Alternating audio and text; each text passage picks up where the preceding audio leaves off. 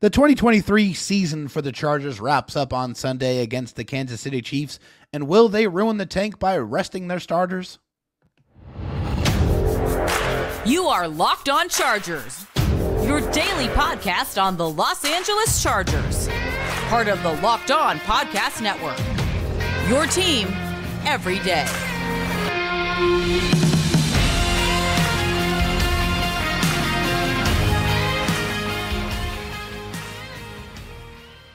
What's going on, everybody? Welcome into Crossover Thursday. This is David Drogemeyer, host of the Locked On Chargers podcast. I am joined by the host of the Locked On Chiefs podcast, Chris Clark. And for the Chargers, this is the last Crossover Thursday of the season. Of course, the Chiefs have the number 3 seed already locked up, so they have some more crossovers on the horizon for them.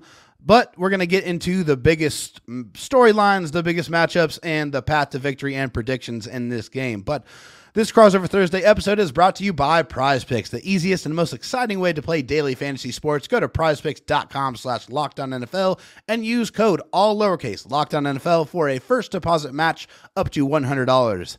All right, Chris. So biggest matchups in this one's going to be a little bit difficult because the Chiefs are, like I said, have the number 3 seed already locked up. They're not going to really do any, going to have any changes in that. And so a lot of those starters are probably not going to play in this football game. And so I think I'll go ahead and toss it over to you. Just going into this game, knowing what we know, getting ready for the playoffs, what is the biggest storyline for the Chiefs as they, get ready to head into the playoffs for the 6th or 7th or 8th consecutive year? Yeah, 8th consecutive AFC West title. So biggest storyline probably is that it is the 8th consecutive AFC West title. But you look at this and you are absolutely correct. This is going to be tough on matchups because the reality is we're recording this Wednesday night for a Thursday show. Yeah, we still don't know who's going to play. And it's a bigger question probably for the Chiefs than it maybe is for the Chargers in some respects. Yeah. Don't get me wrong. I'm sure there's some guys that the Chargers are going to hold out. But for Kansas City, you have questions. Is Travis Kelce going to play being so close to 1,000 yards? I would imagine Rashid Rice is going to play just because he's a rookie. He needs the experience regardless. But you're probably going to be without Joe Thuney on the offensive line.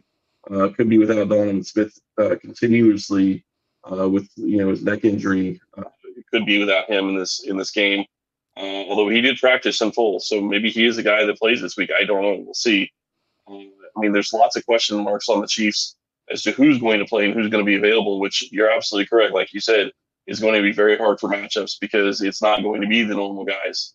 But in some ways, it makes it a little fun because we actually get to see, at least from the Chiefs' perspective, we're going to get to see some of the young guys we haven't really seen much of this year. So, what kind of young players are you expecting to play out there? Because, I know this has probably been an atypical year. Yes, the Chiefs won the AFC West for, another consecutive year here, but this is not the same kind of dominant Chiefs team that we've seen in years past. There's definitely been some flaws. So, who are you kind of looking forward to, watching as far as the young players are concerned? Well, I think you get into it, and I think you start looking at guys like Justin Ross. He hasn't got a ton of snaps this year. He hasn't been very productive when he has got time. But it's really going to be hard for a receiver to get into the flow of the game with only 10 snaps in a game. So, right, really hard to do in that regard unless you're forcing the ball to him. So that's going to be interesting. It sounds like maybe Michael Hardman and Kadarius Toney could be playing, which is kind of surprising to me. I would expect Hardman, but Toney. With him being injured the past couple of weeks, for them to put him in this game and risk him being available for the playoffs. And I'm sure some people would say, well, we don't want him for the playoffs. I get it on both respects. Defensively, I think is really where it's going to be fun because you start looking into the defensive line. George Karlaftis, I don't think plays in this game, or if he does, it's not very much. Mike Dana, I would imagine, doesn't play much. Charles Omenihu probably doesn't play much. If I'm Kansas City, I'm putting in Malik Herring and B.J. Thompson and Felix Anudike-Uzomah. And those three are going to be the guys that are going to get 95% or better of the snaps at the defensive end position because those guys haven't got a chance to play this year. And you've got a guy like Neil Farrell who hasn't played defensive tackle for him. So get those guys some snaps, get them against, whoever they're playing against the Chargers, it doesn't really matter. Experience and playing a real NFL game does mean something.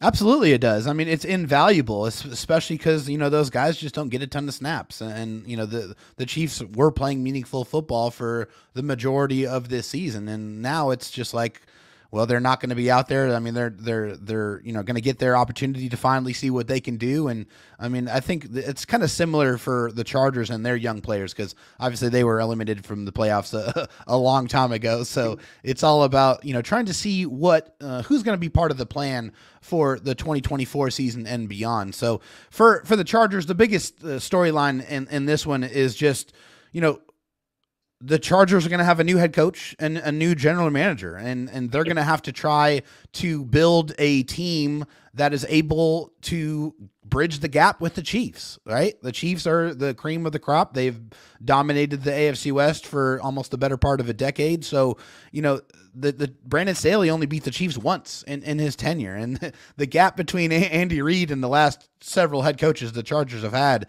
is just cavernous. It's like the Grand Canyon. So there's got to be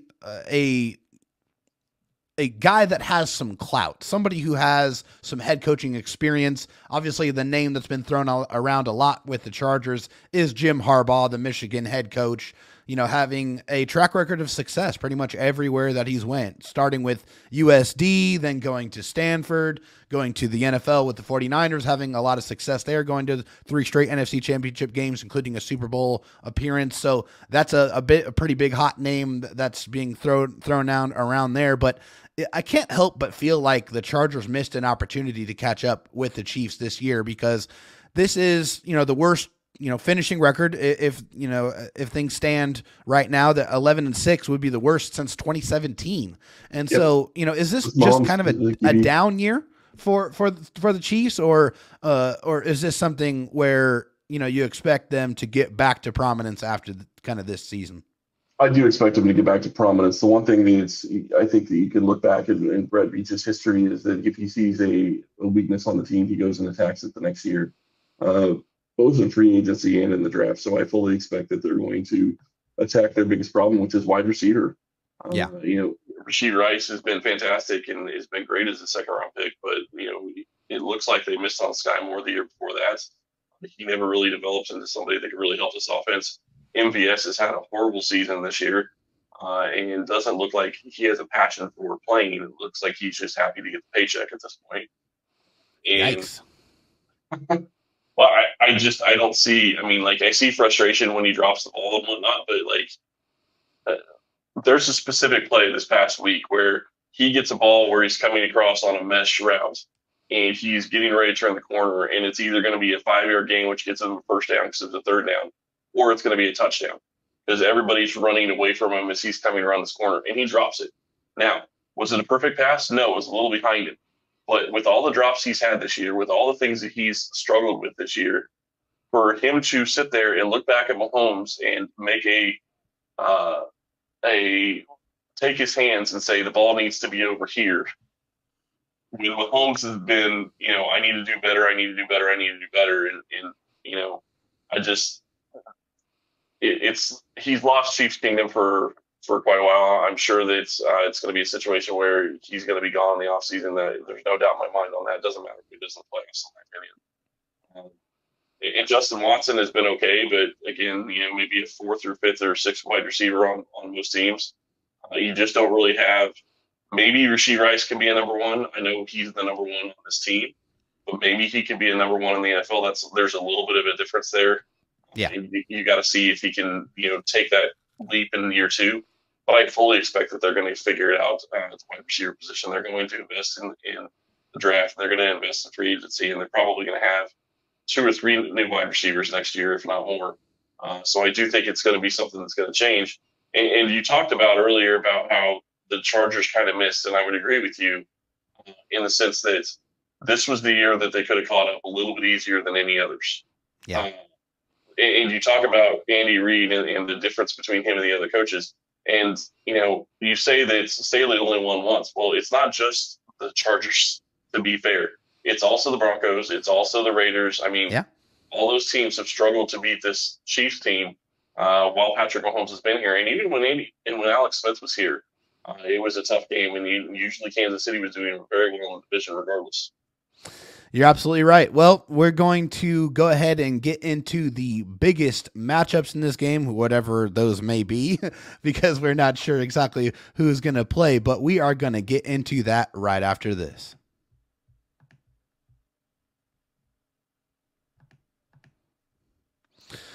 All right. This episode is brought to you by BetterHelp. Around New Year's, we get obsessed with how to change ourselves instead of just expanding on what we are already doing right.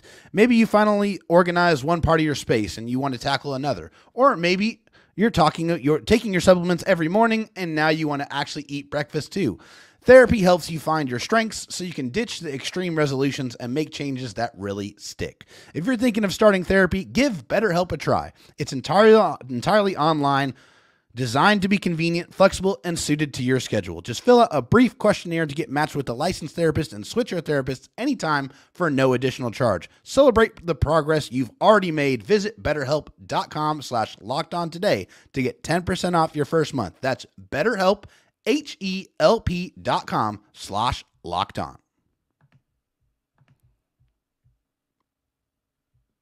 All right, we are back here on Crossover Thursday. David Drogemeyer, Locked On Chargers. Chris Clark, Locked On Chiefs. And we're going to get into the biggest matchups in this football game. And I think for me, one of the things that was kind of a bright spot for the Chargers in the last game was their left guard, Jordan McFadden. He got his first start in the NFL, and he looked really good. He was starting in place of Zion Johnson, who was dealing with an injury he missed last week, and he did not give up a single sack, didn't give up any pressures, and I really feel like he played some quality football. So I'm going to be looking forward to watching Jordan McFadden again against the Chiefs' interior defensive line, which even their backups are pretty quality football players. So I want to see what that looks like, protecting Easton Stick, trying to maybe get a little bit more vertical, running north and south, get a little more QB runs involved, because that's what Easton Stick did so well at North Dakota State when he was part of, those dominant teams that he was with over there, is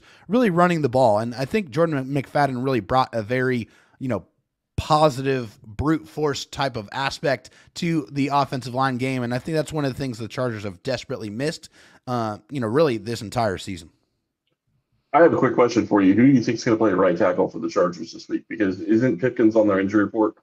He is not. I mean, I did not see Trey Pipkins on. He's limited on the injury report. Yeah, I think that he probably will go out there and still play. If he does not, I would like to see Jamari Sawyer get kicked out to right tackle. That would be something I would be interested in watching, because last year when the all-pro left tackle Rashawn Slater missed most of the season with a torn bicep, they put Jamari Sawyer there at left tackle. And honestly, it was one of the biggest reasons why the Chargers were able to make it to the playoffs was his outstanding play in a pinch, basically getting told in the middle of the week, hey, sorry, we don't really have a better option. We're going to kick you out to left tackle and see what you can do.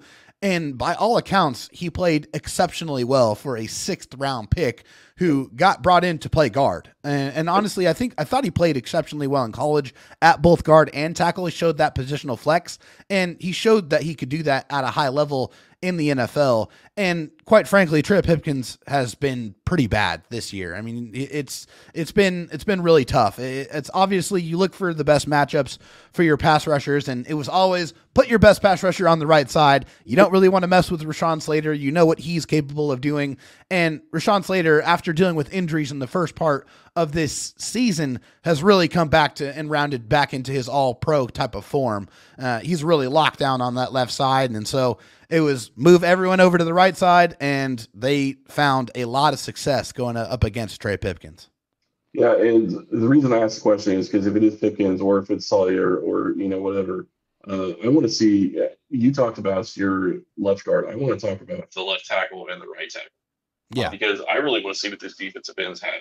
I want to see what FAU is able to do. I want to see what BJ Thompson. I want to see what Malik Herring could do against this this offensive line. And I understand that maybe you're playing backups, but Slater was an all-pro at one point. I think he struggled a little bit this season from what I saw. But if he's getting to the point where he's healthy, that's obviously going to be a different player than he was early when he was dealing with injuries. Sawyer would be a great matchup on the other side for all those young defensive ends. But then you talk about Trey Pipkins. That's going to give guys confidence that they're able to get around the edge and get some sacks in that regard, regardless of who they're facing. So I'm excited to see those young guys going up against the left and the right tackle, because I do think that it is very important to find out what you have in some of those players so you know where you're sitting going into 2024, because they're probably not going to be playing in the playoffs. Yeah, absolutely. I mean, when you're going into the playoffs, you got to suit up the best guys that are going to be out there to give you the best chance to win, because it's all about trying to pursue a championship at that point in time. But I think one of the matchups that we're probably going to miss the most in this game is one that's one of the best matchups in the NFL, and I think that's Derwin James versus Travis Kelce. I think, like we talked a little bit before we started recording, Travis Kelce's dealing with an injury. You said he was dealing with a neck injury, but he does have some history that is on the very, very reachable horizon, which is him racking up another 1,000-yard season. So I would expect he's probably going to go out there and play, probably get his 1,000-yard season, and then wear a ball cap for the remainder of the football game. But that's one of those matchups where it's just really good on really good. You got two guys that are, at the tops of their position in the NFL when they're playing at their best. And, I say that for Derwin James because Derwin James this year, and I think it's probably some fault of Brandon Staley and how he was utilized. Derwin James had a little bit of a down year this year, I think, by all measures. But he was a guy that has so many different skill sets that for a coach, especially a defensive head coach, you want to try to stretch him out and use him as an eraser or a guy that can cover up some of your faults. But he's only one guy, and you can't, it's really hard to have to try to wear all those different hats.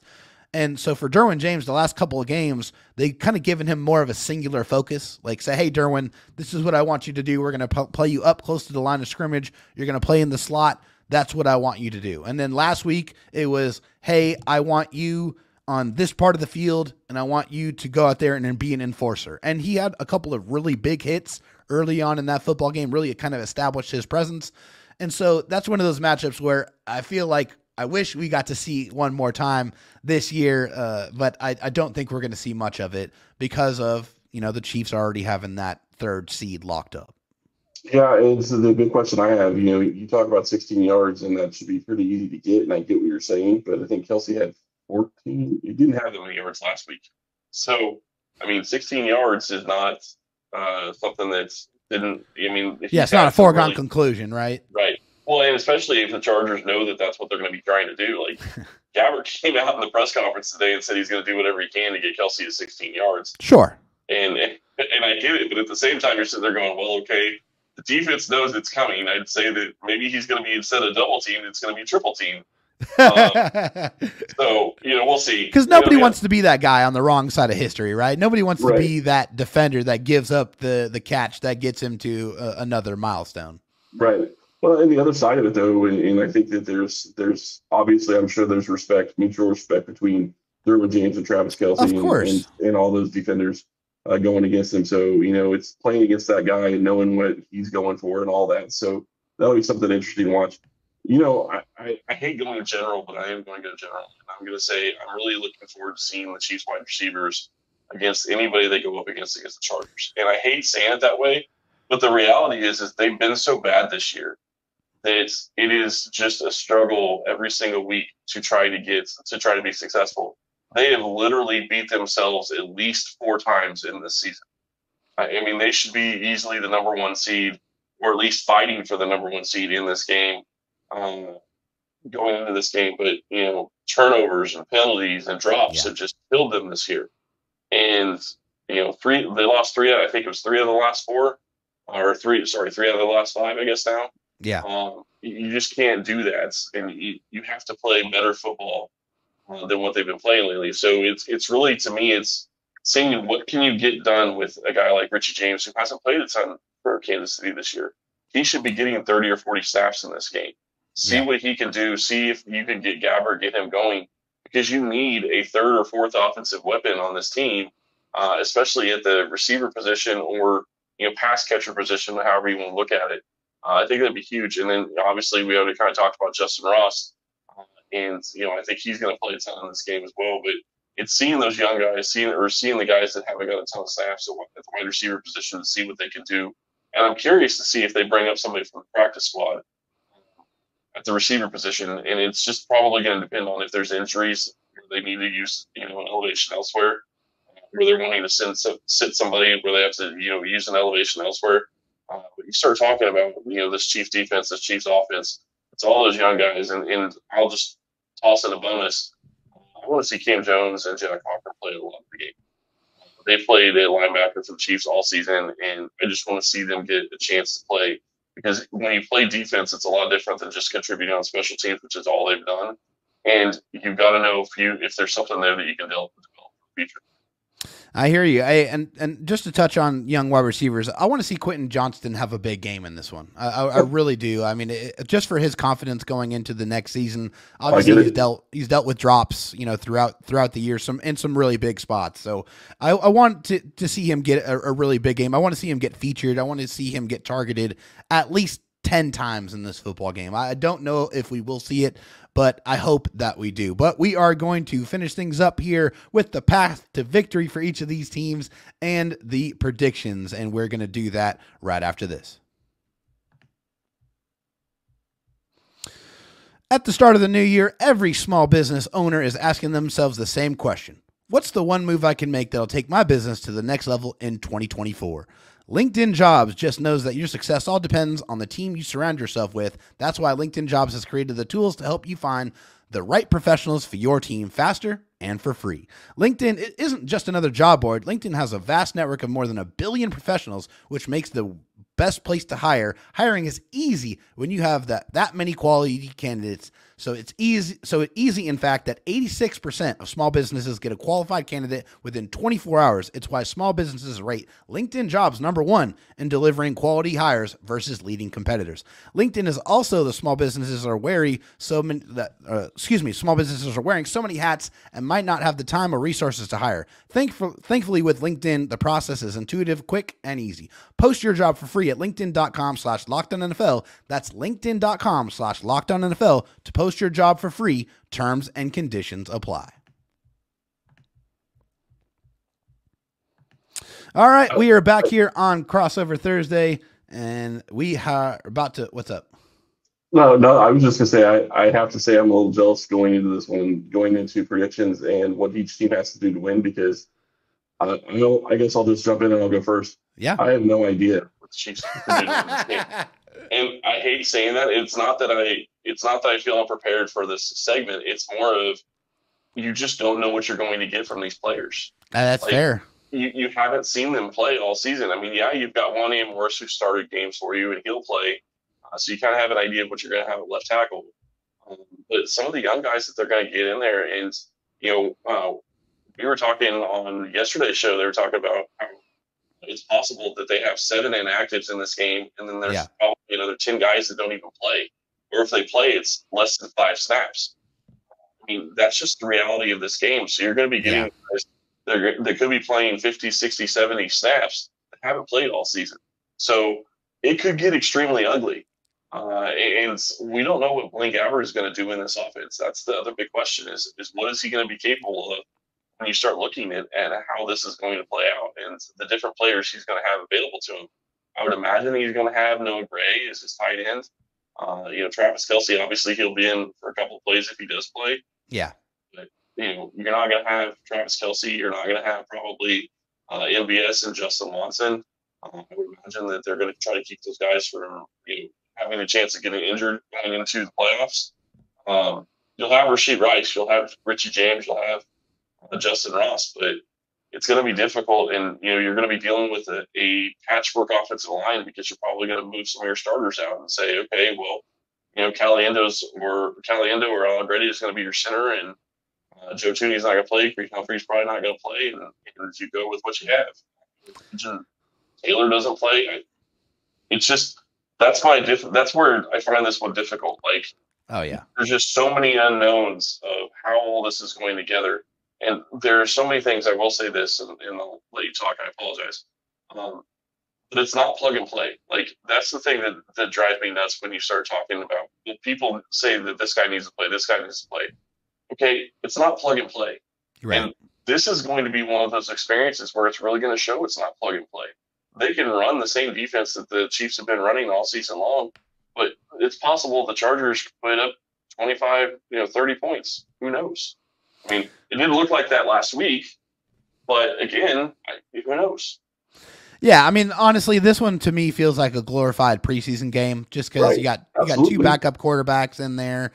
Most of your starters on both sides are not going to play because either they're on the Chiefs and they got that playoff spot locked up, or they're injured with the Chargers, which their number one wide receiver Keenan Allen's not going to play.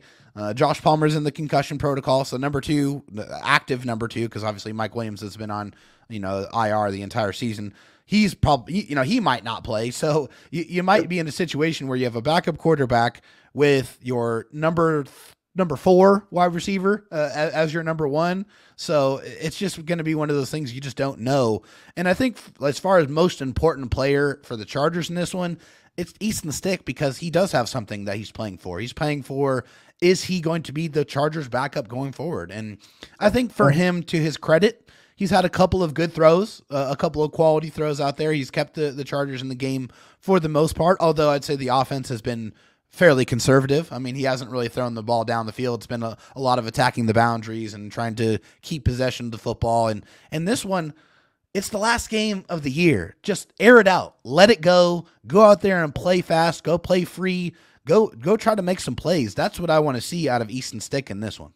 And the other thing that really kind of goes against where I feel like Kansas City is going to be in this game is the Chargers and the guys that are going to be playing for the Chargers do have something to play for. Yeah. I mean, they're going to have a huge turnover, I believe. I mean, oh, yeah. I would expect a huge turnover on the roster with a new coach and a new GM coming in.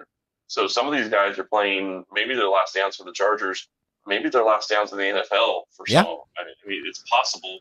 I mean, same on the Chiefs to an extent, but not near the extent as what you have with the Chargers. Yeah. And that makes people desperate. So they're pressing a little bit more. Kansas City's going to be going out there, and you start talking about the offensive line and moving all the pieces around. Chemistry is a huge thing that you have to try to build through a season, and you're not going to have that in this game. So, I hope that I'm just hoping Blaine Gabbert is able to get through the game and healthy. Yeah. That's my hope. And it's not because I think their offensive line is bad. It's just you don't have any chemistry. You haven't played with these guys, and you're going up against guys that are probably mostly the starters for the Chargers at this point. I mean, you'll have some backups, obviously, but it's just a different ballgame. Both teams are going to be looking at this completely different. Yeah, so, I mean, as far as path to victory in this one, I mean, it's really just, Blaine Gabbert falling apart, 2 interceptions in 5 attempts this year. Easton Stick doesn't make disaster plays, no bad turnovers. Keenan Allen's not going to play. Josh Palmer probably, not going to play in this one, and the Chiefs are going to rest their starters. So let's go ahead and have some fun with this prediction. We're just going to throw something out there. Chris, what do you think is going to happen? Who's going to win? What you got for a score? Because you guys have had a couple of weeks with Easton Stick and you know what you have there, I think the Chargers are probably going to win this game. I think the Chiefs are maybe the better team overall.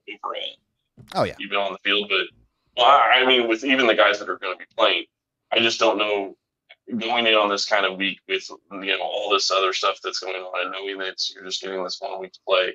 I mean, yeah, you want to show out and you want to do well, but I don't know. We'll see. I think that the Chargers probably win this one.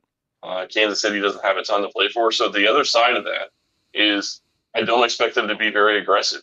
Like, they could come out and they could do some plays that are aggressive, but they're probably not going to go for it on 4th down if they're down late in the game. And they're not going to do that kind of stuff. So right. I see this as probably a Charger win. Yeah, I think I'm with you, unfortunately. I know a lot of Charger fans out there is probably not going to like that because they're all down with the tank at this point in time because honestly, that's what's best for the Chargers' future is getting the highest draft pick possible to give whoever the new general manager, whoever the new head coach is, the best pick that they can in every single round to try to overhaul this roster and try to retool instead of rebuild, right? I think that's probably what we're trying to look at. But I just think that, given the fact that the Chiefs are going to be playing a lot of guys that have not really played very much football this entire season, and like you said, the Chargers have a little bit of continuity with the players that they're probably going to send out there. I'm going to say it's going to be like a 24-14 Chargers victory, which again, a completely pointless game. But we'll see how the 2023 season wraps up here with this Chargers and Chiefs game. But that's going to wrap things up for Crossover Thursday.